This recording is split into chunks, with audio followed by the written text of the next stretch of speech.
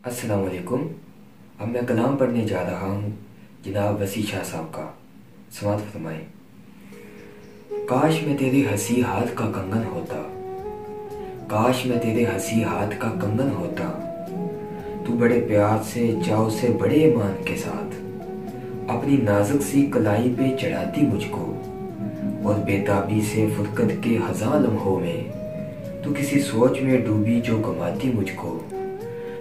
मैं तेरे हाथ की खुशबू से महक सजाता, जब कभी मूड में आकर मुझे चूमा करती।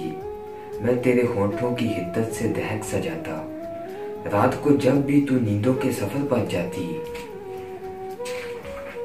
मरमरे हाथ का एक तकिया बनाया करती, मैं तेरे कान से लगकर कई बातें करता।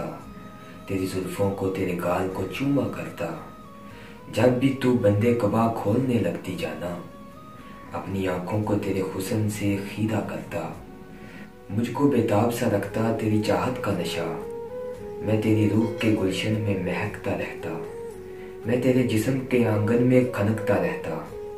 कुछ नहीं तो यही बेनाम सा बंधन होता, काश मैं तेरे हंसी हाथ का कंगन होता। अगर आपको ये वीडियो अच्छी लगी, मेरे इस चैनल को सब्सक्राइब कर दें और बेल आइकन को भी दबा दें। बहुत शुक्रिया। खुदा हाफिज़।